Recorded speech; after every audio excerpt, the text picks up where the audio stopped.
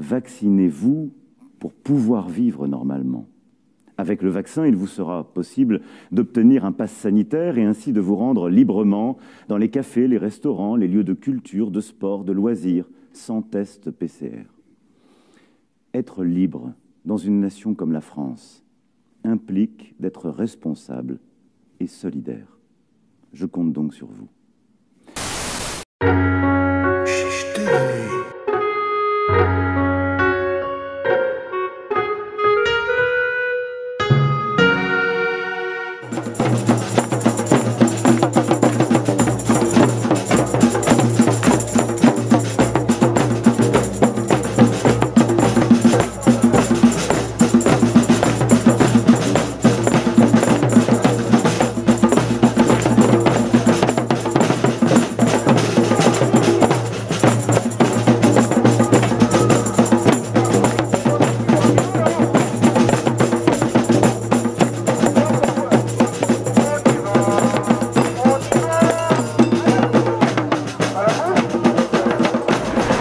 Bonjour, c'est pour Chiche TV. Est-ce que vous pouvez vous présenter chichement? Alors, je m'appelle Sébastien, l'un des déclarants de cette manifestation, un samedi de plus dans la rue, pour dénoncer surtout ce système politique. Actuellement, les revendications, c'est surtout par rapport au pass sanitaire, mais c'est surtout dénoncer un système politique parce qu'on le voit depuis des décennies, que ce soit un président semblant de gauche, semblant de droite, on le voit que c'est la même chose. Nous avons un rouleau compresseur qui nous lamine tous les 5 ans. La seule chose, on change de conducteur et on nous écrase. On met des couches supplémentaires sur des lois liberticides et aujourd'hui, on a quasiment perdu nos libertés. Et il est temps que le peuple se réveille et sorte dans la rue, non pas pour sortir un couteau, parce qu'avec toutes les armes aujourd'hui qu'ils ont, on n'est plus en 68. Donc voilà, il est temps que le peuple se réveille et prenne conscience que le pass sanitaire n'est pas un pass sanitaire. Quand vous voyez que vous pouvez monter dans un métro sans pass sanitaire, mais par contre pour aller nager à la piscine, il faut le pass sanitaire pour aller faire de la musculation, pour aller faire plein de choses. Aujourd'hui, nos enfants, aucune victime, aucun enfant de bas âge meurt réellement du Covid, mais tous nos enfants aujourd'hui en France, à partir du CP, sont muselés. C'est juste inadmissible. Ce sont des lois liberticides pour mater la population en fait. Alors, on s'aperçoit qu'en Autriche, par exemple, ils ont confiné les non-vaccinés. Alors exactement, enfin, là c'est un début. J'espère que les Autrichiens vont quand même se réveiller, sachant que même le gouvernement, même il y a à peu près 6 mois, il y avait un retraité qui a eu 2 doses et qui avait demandé justement de ne plus porter un masque et puis d'être libre dans la rue. Non, non, absolument pas, parce que même le gouvernement, M. Véran l'a dit, que les vaccinés, vous pouvez propager et vous pouvez être contaminé. Donc c'est incohérent. Ça veut dire... C'est pareil aujourd'hui dans un hôpital, là je parle en France, une personne vaccinée peut avoir accès à tout, mais cette personne peut contaminer les gens.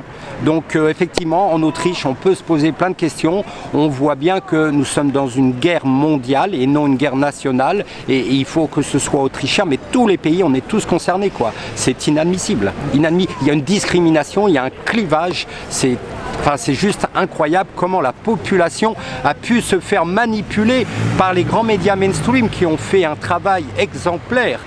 Parce qu'aujourd'hui la population est tétanisée. Quand vous voyez des gens aujourd'hui sur les trottoirs tout seuls, sans aucun risque, ils sont muselés. C'est un grand bravo aux médias, quoi, aux grands médias. Alors on s'aperçoit par rapport aux élections qui arrivent qu'il y a plusieurs gilets jaunes qui se proposent au suffrage. Je pense à Fabrice Grimal, Jacqueline Moureau, peut-être Alexandre Langlois et une femme qui s'appelle Clara Heger, qui est pour le RIC aussi. Qu'est-ce que vous pensez de toutes ces candidatures? Alors moi je suis contre la République, on le voit, on l'a vu. 1789 en fait, quand on voit que par pure coïncidence que le Grand Orient a été créé quelques années avant la Révolution, donc on peut se poser aussi la question sur la franc-maçonnerie derrière, parce que la plupart de nos politiciens, moi c'est contre. Maintenant je ne suis pas pour la République, donc si un candidat sous cette 5e République est là, je ne comprends plus. soit il y a des gens qui marchent avec le plus grand respect, marchent pour un frigo, pour un SMIC à 1800 ou 2000 €, donc une hausse, mais là je pense qu'on fait fausse route. Soit on veut changer un système politique, et dans ce cas on met stop, on dit stop à la République, et on part, donc on établit avant de façon démocratique un programme, un projet politique, sans pour autant, parce que bon, c'est normal qu'il y ait un représentant d'État, des représentants, mais ces gens-là doivent être sous tutelle, sous curatelle, que ce soit les députés, les ministres, les sénateurs ou autres, quoi. Donc moi je ne suis pas favorable, que ce soit un gilet jaune ou un autre citoyen. Là, moi je ne me reconnais pas dedans. Même quelqu'un qui aurait comme unique programme le RIC. Oui, mais le RIC, dans cette 5e République, M. Hollande, en programme, avait « Mon ennemi, c'est le monde de la finance ». Hein, ce franc-maçon, parce qu'il ne s'en cache pas, ce franc-maçon, hein, qu'est-ce qu'il a fait? Le CICE, il a donné du fric aux chefs d'entreprise, alors que mon ennemi, c'était le monde de la finance. Monsieur Macron, ce serait hypocrite d'augmenter l'âge de la retraite compte tenu du nombre de chômeurs. Et Macron va nous faire crever au travail. Donc les promesses, les paroles et les actes, ça fait deux. Donc c'est le RIC, Monsieur Philippot, Frexit. Mais c'est une promesse, c'est dans une campagne, une future campagne présidentielle, c'est de la promesse. Tant qu'on n'a pas un mandat révocatoire et une surveillance absolue et permanente j'aime pas parler de chef d'État ou d'un représentant de la nation, il faut que ces gens-là aient impérativement le mandat révocatoire. C'est être président ou représentant d'un pays, c'est signer un contrat de travail, c'est signer un engagement, c'est signer de la promesse envers une population qui l'a élu. Là, on voit Macron avec 20 et quelques %. Bon, bref. Donc non, moi je suis anti-république. On le voit, 1ère, 2e, 3e, 4e, 5e République. Non, mascarade la plus totale. Pour moi, on pète la République. On fait un programme avant quand même, parce qu'il faut proposer. Quand on va raser un immeuble, on ne peut pas laisser des années comme ça, parce que la terre coûte cher. Il y a des gens qui veulent se loger. Avant l'architecte va préparer un programme. Il faut ça. On le présente. Et puis quand on rase, boum, aussitôt, il y a l'entreprise de démolition, et après on refait tout de suite les fondations dès l'instant où il y a un plan là dans le cas d'espèce, c'est un permis de construire, donc tout est prévu dans un plan. Mais ou là, un RIC constitutionnel, pourquoi pas, mais on reste toujours dans la 5e République à ce jour, donc moi ça ne me convient pas. Ok. Vous avez quelque chose de personnel ou de particulier à rajouter concernant la manifestation? Alors nous sommes des manifestants, un groupe semaine dernière, on était 700 dans le cœur de Paris, tout va bien, on ne se trompe pas de cible. Je l'ai vu à plusieurs reprises, certaines manifestations qui dégénèrent, ça part en manif sauvage. Je pense qu'on se trompe de cible. S'amuser au chat et à la souris avec les forces de l'ordre et tout ça, je ne pense pas que ce soit productif. Déjà on donne une mauvaise image vis-à-vis de la population. On est dans le cadre d'une manifestation, on doit respecter cette définition en tant que telle, hein. On va marcher dans les rues de Paris ou ailleurs, hein, dans les rues d'une ville, d'une région, d'un département. On a des revendications, on les fait porter, on essaye de réveiller la population, tous ces moutons là dans ce grand restaurant qui est derrière, qui s'est fait piquer de doses évidemment pour avoir le pass. On essaye de réveiller ces gens. Attention, il y a danger pour votre santé premièrement et pour votre liberté.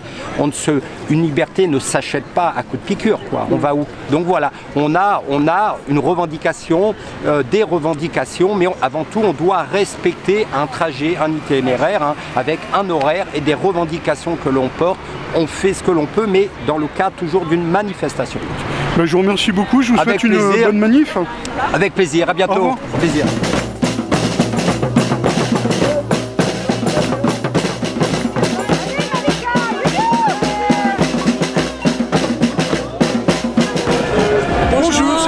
Chiche TV, vous pouvez vous présenter chichement?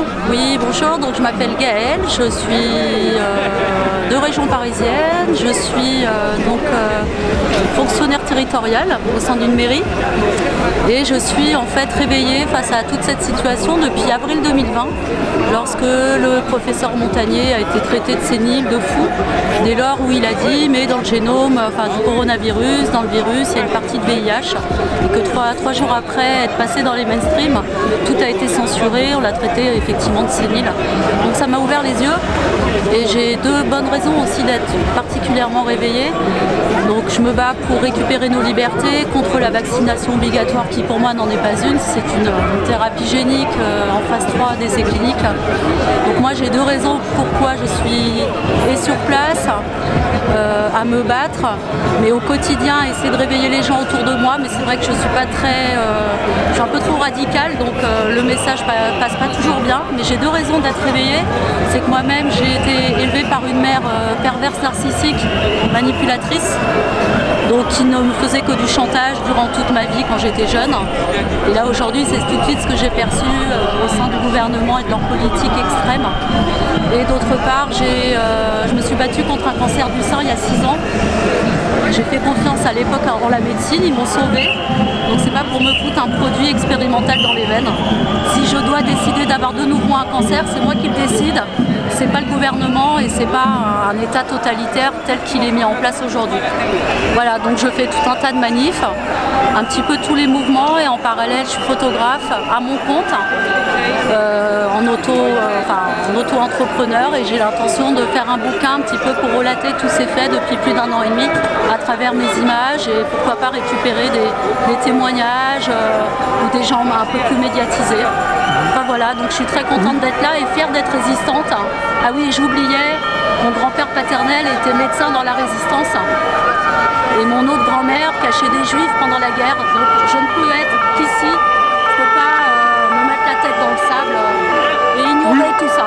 Vous avez un site ou une page Facebook ou Oui, alors j'ai une page dédiée à la photo sur Facebook qui s'appelle GDP les initiales, photographie au pluriel. Ok. Voilà. Bah, je vous remercie beaucoup, je vous souhaite une bonne manif. Merci beaucoup monsieur. Au revoir.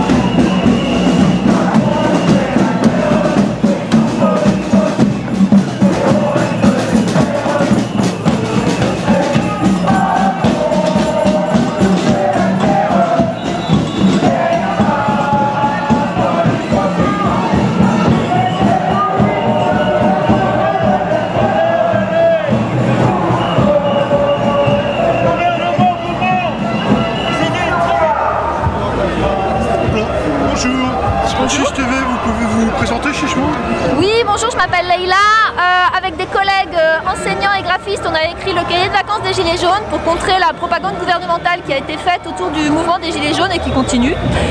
Voilà, donc on a édité à compte d'auteur un cahier documenté, c'est 8 mois de travail, où on reprend tous les grands événements des Gilets jaunes, tous les grands noms, les ennuis judiciaires aussi qui sont tombés sur la tête de pas mal de militants. On fait des parallèles aussi avec d'autres grands mouvements historiques, révolutionnaires de l'histoire de France, de l'histoire internationale.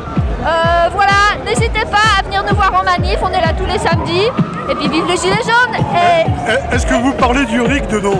Évidemment, on parle de toutes les propositions sérieuses qui ont émergé pendant les assemblées des Gilets jaunes. C'est un mouvement éminemment politique, généreux et fraternel. Et c'est ça qu'on remet au centre de ce livre et qu'il faut remettre au centre de ce mouvement qui a été dévoyé par les puissances bourgeoises et budgétaires. Voilà. On peut le trouver où, ce cahier? Alors, on le trouve en manif, mais aussi à la librairie Publico, rue Amelot, à Paris. Ok, bah, merci beaucoup. Merci. Bonne manif. Merci.